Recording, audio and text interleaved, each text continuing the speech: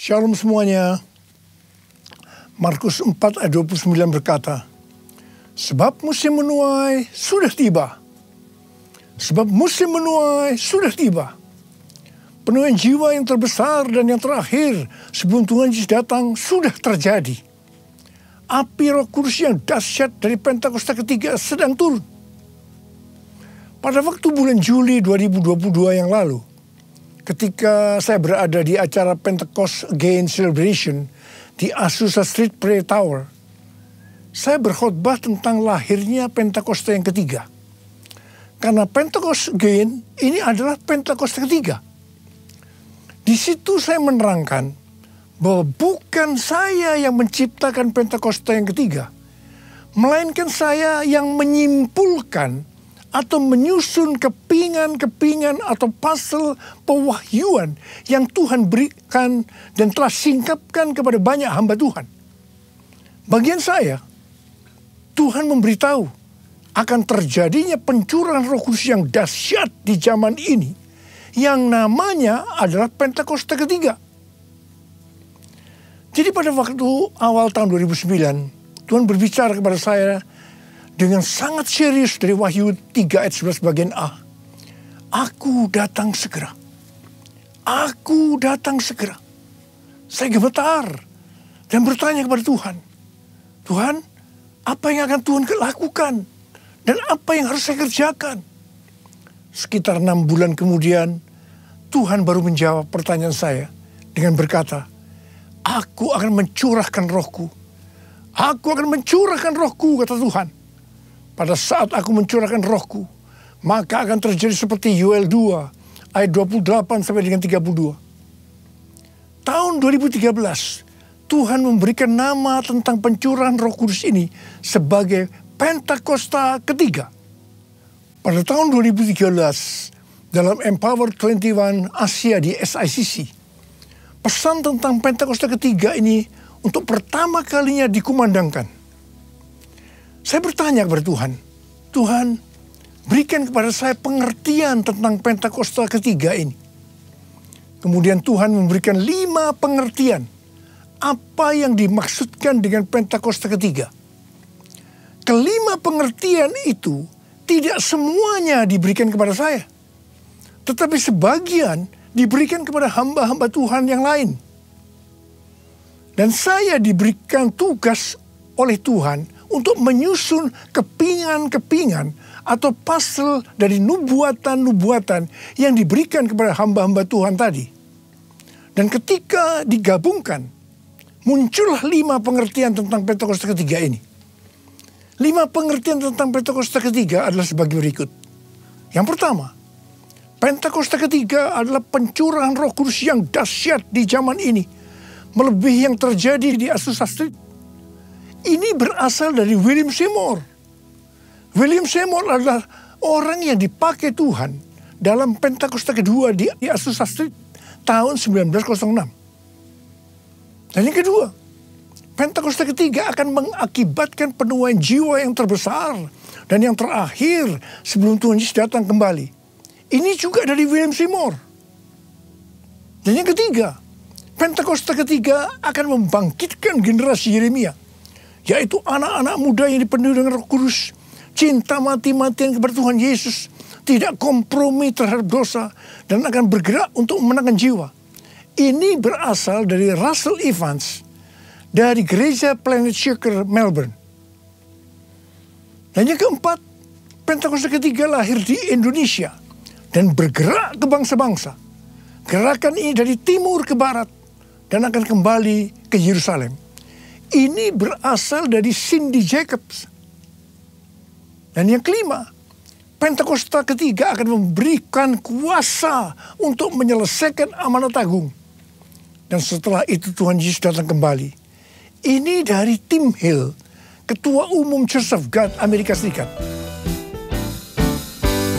Api Pentakosta menyala, api Pentakosta menyala.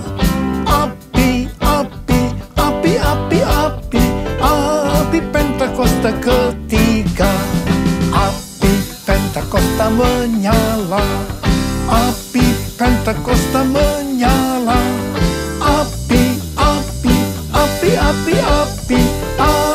Pentakosta ketiga, api Pentakosta ketiga, api Pentakosta ketiga. Dari tanggal 26 September 2022 sampai dengan 15 September tahun 2023, menurut kalender Ibrani, kita sedang memasuki tahun 5783 atau yang disebutkan dengan P Gimel. Memasuki tahun 5783 ini, kita akan melihat kasih karunia yang luar biasa yang akan dicurahkan kepada mereka yang sungguh-sungguh mencari Tuhan. Namun bersamaan dengan itu, akan ada pembersihan di rumah Tuhan dan penghakiman terhadap dunia ini. Tuhan akan mengungkapkan dosa-dosa yang tersembunyi. Tidak ada sesuatu pun yang tertutup yang tidak akan dibuka. Dan tidak ada sesuatu pun yang tersembunyi yang tidak akan diketahui. Karena itu, apa yang kita katakan dalam gelap akan kedengaran dalam terang. Dan apa yang kita bisikkan ke telinga di dalam kamar akan diberitakan dari atas atap rumah. Bukan rahasia lagi bahwa hari-hari ini gereja Tuhan sedang dibersihkan dalam hal dosa keuangan, dosa moral. Banyak hamba-hamba Tuhan yang jatuh. Hal ini harus diartikan bahwa peristiwa ini baru diungkapkan oleh Tuhan sekarang ini. Sedangkan prosesnya sebenarnya sudah lama. Hal-hal yang menyebabkan terjadinya banyak kejatuhan dari hamba-hamba Tuhan hari-hari ini bisa diuraikan sebagai berikut.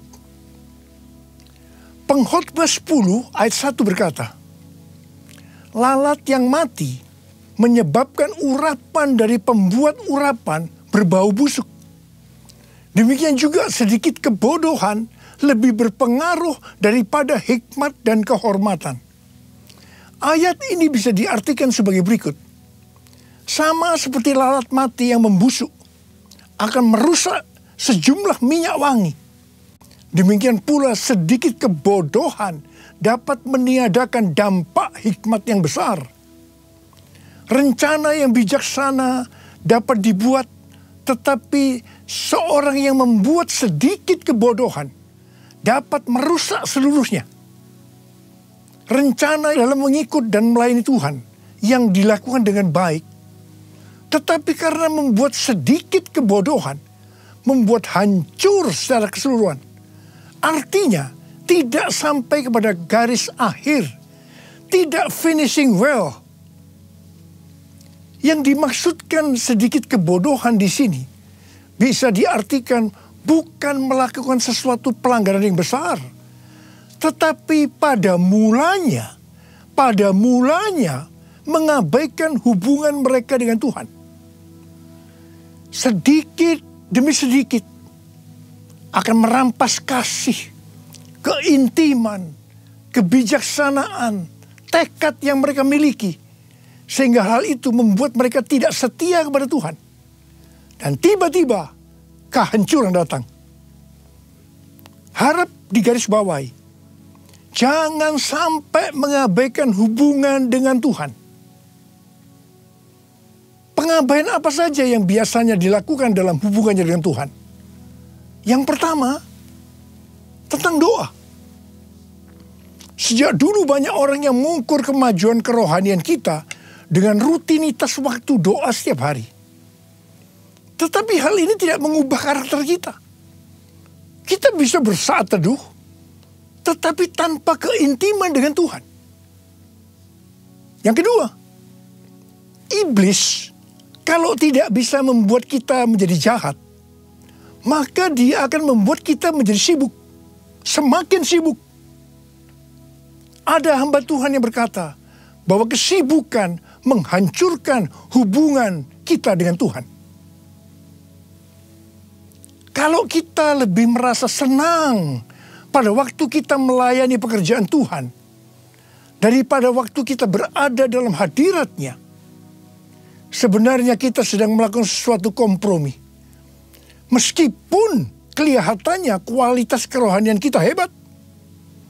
Dan seiring dengan waktu, kepura-puraan akan mengikat kita. Kepura-puraan akan mengikat kita. Dan tiba-tiba kehancuran datang. Yang ketiga, melayani pekerjaan Tuhan. Kalau sudah menjadi rutinitas tanpa ada sukacita, roh yang menyala-nyala, itu tanda bahwa kita sudah tidak berada dalam track yang benar. Itu artinya kita sudah tidak mengalami kasih yang semula. Kalau kita melihat pelayanan jemaat di Efesus, sebenarnya bagus sekali. Dikatakan mereka rajin, tekun, tidak dapat menerima pelayan yang pura-pura. Mereka sabar dan mau menderita karena nama Yesus. Mereka tidak mengenal lelah. Mereka membenci perbuatan pengikut Nikolaus yang juga Tuhan benci. Pengikut Nikolaus ini mengikuti pengajaran yang berkata bahwa percabulan tidak mempengaruhi keselamatan di dalam Kristus. Hal ini bertentangan dengan kebenaran firman Tuhan. Meskipun pelayanan mereka bagus, tetapi Tuhan berkata kepada mereka, "Aku mencela engkau karena engkau telah meninggalkan kasihmu yang semula." Mungkin ada di antara kita yang seperti jemaat di Efesus, yang melayani Tuhan dengan bagus, tapi tanpa kasih yang semula. Tuhan berkata, "Sebab itu, ingatlah betapa dalamnya engkau telah jatuh. Bertobatlah dan lakukan lagi apa yang semula engkau lakukan. Jika tidak demikian, aku akan datang kepadamu dan akan mengambil kaki dianmu dari tempatnya, jikalau engkau tidak bertobat." Ingat saudara, bagaimanapun bagusnya kita melayani pekerjaan Tuhan, sekali lagi, melayani pekerjaan Tuhan, tetapi kalau tidak didasarkan pada kasih yang semula, maka Tuhan akan berkata, betapa dalamnya engkau telah jatuh. Bertobat! Bertobat! Bertobat!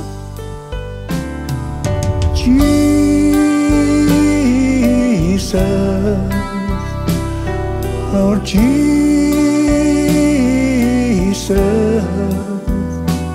Lord Jesus, you're my first love. How I love you. Oh, how I love you. Jesus, Lord Jesus,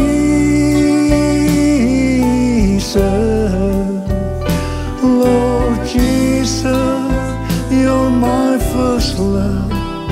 How I love you. Oh, how I love you, Lord. 1 Yohanes 5 ayat 16 dan 17 berkata, "Kalau ada seorang melihat saudaranya berbuat dosa, yaitu dosa yang tidak mendatangkan maut, hendaklah ia berdoa kepada Allah, dan Dia akan memberikan hidup kepadanya, yaitu mereka yang berbuat dosa yang tidak mendatangkan maut." Ada dosa yang mendatangkan maut. Tentang itu, tidak kukatakan bahwa ia harus berdoa. Semua kejahatan adalah dosa. Tetapi ada dosa yang tidak mendatangkan maut. Dosa yang tidak mendatangkan maut, itu adalah dosa yang diakui. Sedangkan dosa yang mendatangkan maut adalah dosa yang tidak diakui. Dosa yang tidak mau diakui di hadapan Tuhan akan mengeraskan hati kita. Hati yang keras lama-kelamaan tidak akan peka terhadap suara Roh Kudus. Dan itu ujungnya adalah maut. Ujungnya adalah maut.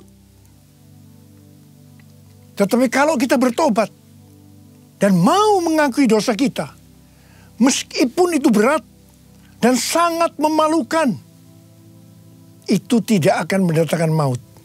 Sebagai contoh dalam Alkitab adalah Daud.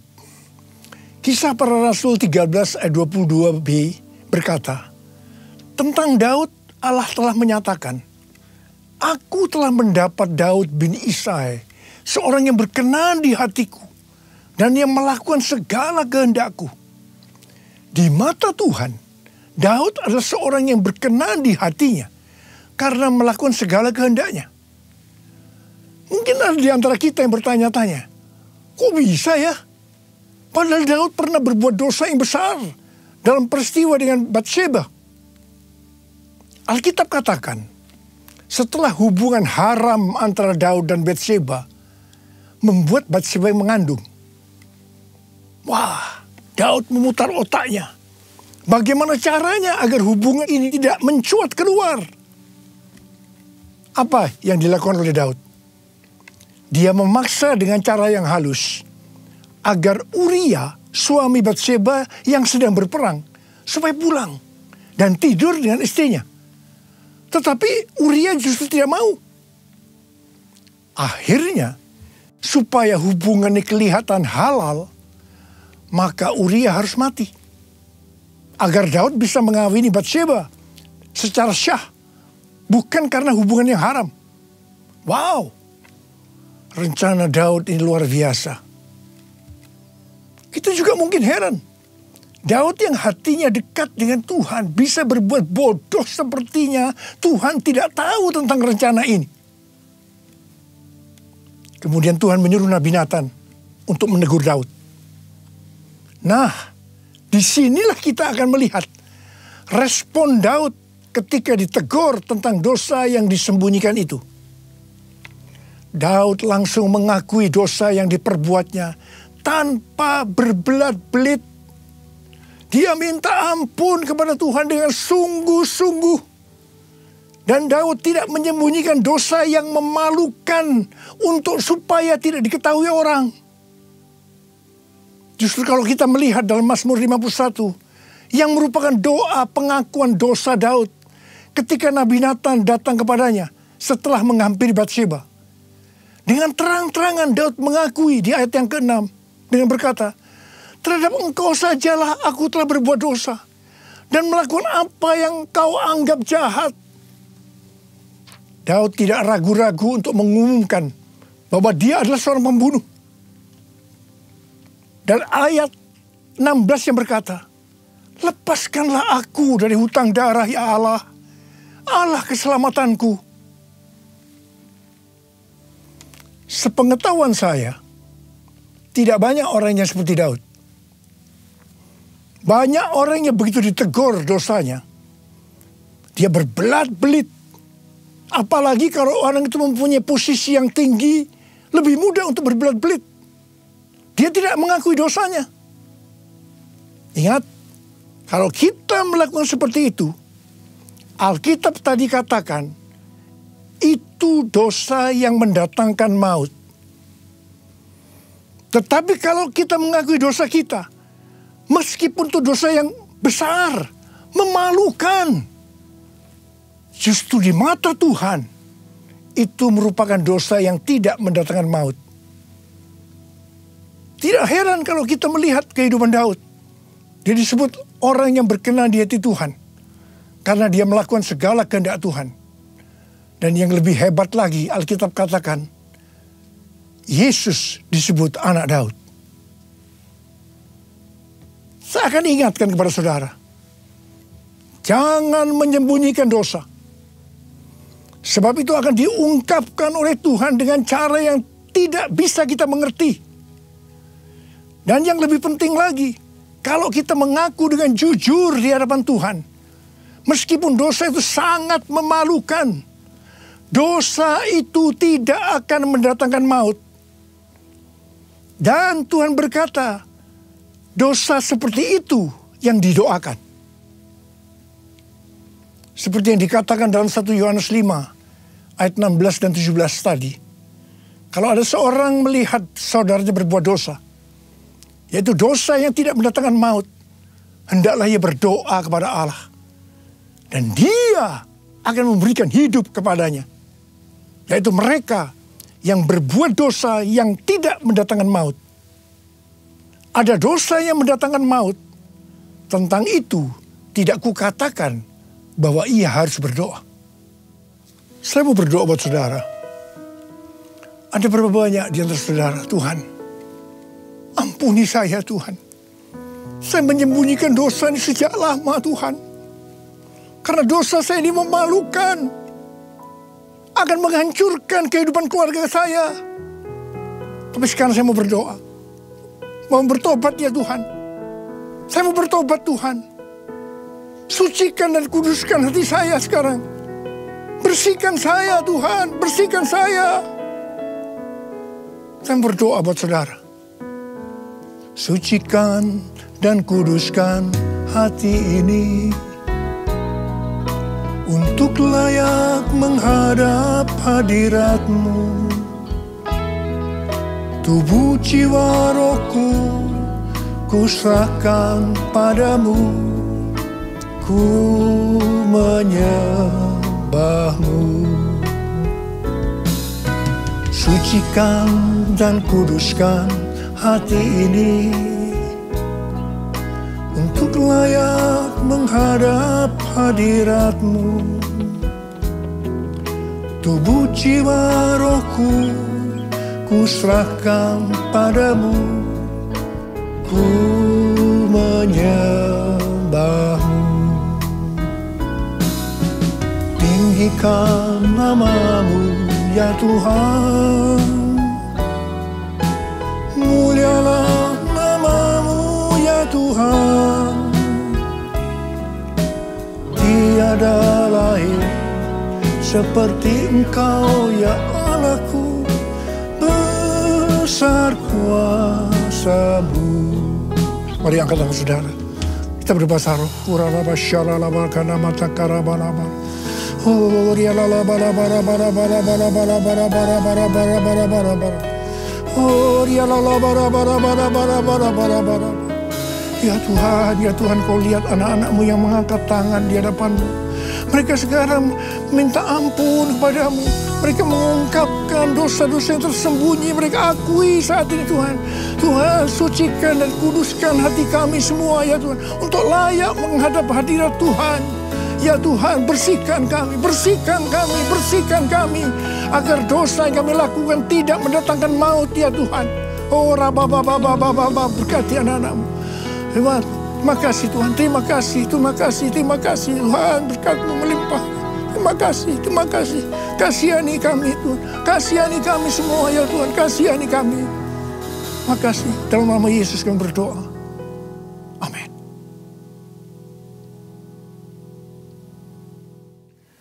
Mari saudara-saudara, kita akan masuk dalam perjamuan kudus. Kita akan mengingat ayat ini. Sebab setiap kali kamu makan roti ini dan minum cawan ini, kamu memberitakan kematian Tuhan sampai Ia datang. Perjamuan kudus adalah perjamuan Tuhan Yesus sendiri. Setiap kali kita masuk dalam perjamuan kudus, Tuhan Yesus selalu berkata, biarlah ini menjadi peringatan akan daku. Karena itu mari arahkan hati saudara kepada kebaikan Tuhan. Kita akan mengingat kebaikan Tuhan. Mari tundukkan kepala. Bapa, siapakah kami sebelum kami mengenal Engkau? Kami semua orang berdosa. Upah dosa adalah maut, mati. Tapi Engkau yang tidak berdosa telah dijadikan dosa oleh karena kami. Engkau harus turun dari sorga mulia, menjelma menjadi manusia. Mati ganti kami dengan penderitaan yang luar biasa. Sungguh kalau kami pikirkan betapa baiknya Engkau ya Aba. Engkau jadikan kami sebagai anak-anak-Mu. Engkau berkati, Engkau tuntun, Engkau tegur kami, Engkau hajar kami kalau kami berbuat dosa. Engkau sembuhkan kami, itu Engkau ya Aba, itu Engkau. Tuhan akan memberkati kita semua melalui perjamuan kudus. Tapi Tuhan mau kita makan dan minum dengan cara yang benar. Karena itu sekali lagi, mari kita introspeksi. Sekali lagi, mari. Jangan menyembunyikan dosa. Akui di hadapan Tuhan. Akui di hadapan Tuhan. Ampuni. Ampuni kami ya Tuhan. Ampuni kami. Kau lihat anak-anak-Mu yang sedang meminta ampun kepadamu saat ini Tuhan. Ya Tuhan. Turunkan belas kasihan-Mu kepada kami semua ya Tuhan. Turunkan belas kasihan-Mu. Terima kasih ya Bapa, terima kasih. Kami akan masuk dalam perjamuan kudus dengan hati yang penuh ucapan syukur. Dalam nama Yesus kami berdoa. Amin.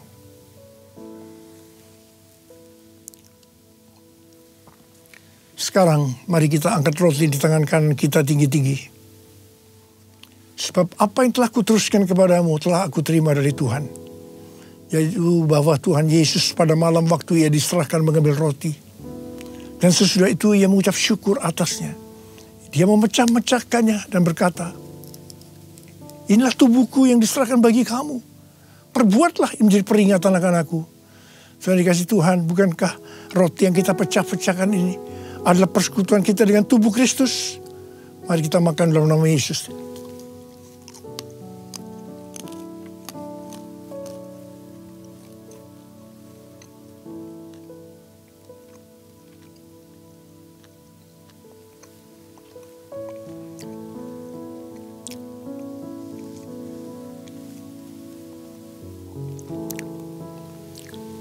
Sekarang angkat cawan di tangan kanan kita tinggi-tinggi.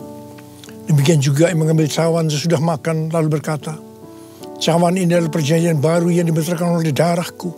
Perbuatlah ini setiap kali kamu meminumnya menjadi peringatan akan aku. Saudara dikasih Tuhan, bukankah cawan pengucapan syukur yang atasnya kita ucapkan syukur adalah persekutuan kita dengan darah Yesus?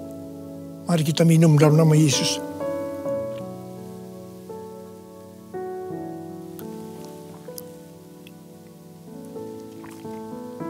Mari angkat tangan kita, ucapkan syukur dengan suara. Jangan diam. Tuhan, terima kasih ya Tuhan. Terima kasih ya Tuhan. Kami bersyukur ya Tuhan. Kami bersyukur ya Tuhan. Kami bersyukur ya Tuhan. Ora la bara bara bara bara bara bara bara. Ora la bara bara bara bara bara. Kamu berdoa buat anak-anakmu. Siapa yang membutuhkan kesembuhan? Siapa yang membutuhkan mujizat Tuhan? Angkat tangan saudara. Oraraba sikararaba, terima kesembuhan. Terima kesembuhan. Terima mujizat Tuhan. Terima. Oraraba. Terima kasih Yesusku. Terima kasih Yesusku, puji syukur hanya bagi Tuhanku. Terima kasih Yesusku, terima kasih Yesusku, puji syukur hanya bagi Tuhanku. Terima kasih Yesusku. Terima kasih Yesusku, puji syukur hanya bagi Tuhanku. Terima kasih Yesusku, terima kasih Yesusku, puji syukur hanya bagi Tuhanku. Puji syukur hanya bagi Tuhanku. Puji syukur hanya bagi Tuhanku.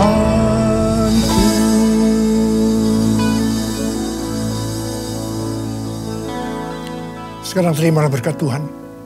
Kasih karunia berlimpah-limpah daripada Allah Bapa di dalam Anak yang tunggal Yesus Kristus. Persekutuan yang manis dengan Roh Kudus menyertai saudara sekalian mulai hari ini. Sampai Tuhan Yesus datang menjemput kita di awan-awan dan bahkan sampai selama-lamanya.